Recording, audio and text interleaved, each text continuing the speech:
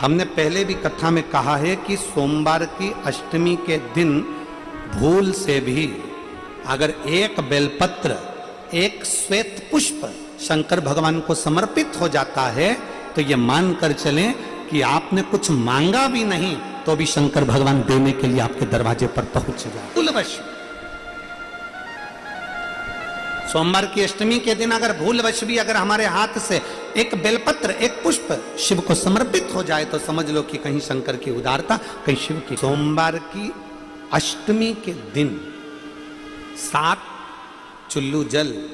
या तुम्हारे हाथ में जो लोटा होता है पानी का, उस जल को जब डालते हैं 7 बार धीरे धीरे धीरे धीरे उत्तर की ओर मुख कर कर, दक्षिण में बैठकर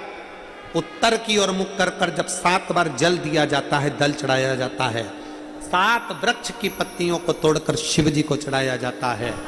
कितना भी कष्ट का समय चल रहा हो वो कष्ट का समय कट ही जाता है और कुछ अच्छी खबर मिलती, कुछ अच्छा मिलता जरूर। सोमवार की अष्टमी बहुत सुंदर दिवस है, बहुत बहुत बधाइयां महाराज। सोमवार की अष्टमी का मतलब आपको इंदौर की कथा में बताया था, जिस दिन शंकर और पार्वती के मिलन का दिवस हो,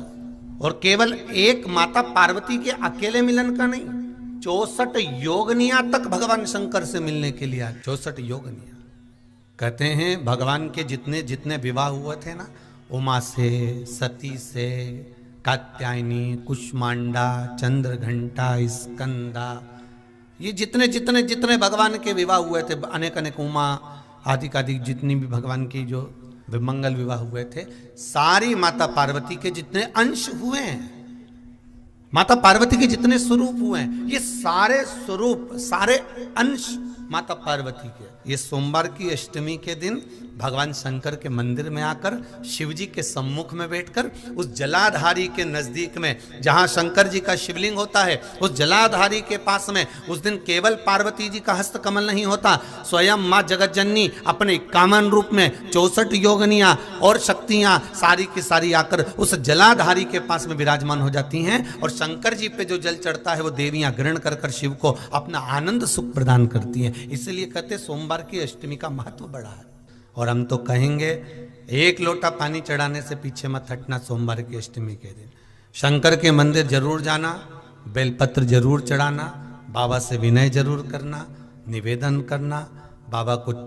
पूजन करना, घी का दीप लगाना और बाबा से विनय करना, बाबा मेरी ये मनोकामना है, मैं तो आपके चरणों में समर्पित करने के लिए आई, मेरी ये विनती को स्वीकार कर लो। सोमवार की अष्टमी के दिन भगवान शंकर को बेलपत्र समर्पित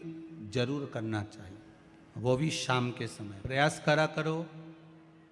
अगर घर में संपदा लक्ष्मी नहीं आ रही हो, व्यापार व्यवसाय नहीं चल रहा हो, नौकरी सर्विस नहीं मिल रही हो, बहुत तकलीफ हो, 7 बेलपत्री केसर को घिसकर चंदन बनाकर बेलपत्री पर बीच वाली पत्ती पर ओम लिखना, दोनों पत्तियों पर भी एक आद्यशक्ति जगदम्बा के नाम की केसर की बिंदी लगाना है, दूसरे में श्री गणेश रिद्धि सिद्धि के नाम की बिंदी लगाना, शिव जी पर समर्पित करते, शंकर को चढ़ाते जाओ। सोमवार की अष्टमी के दिन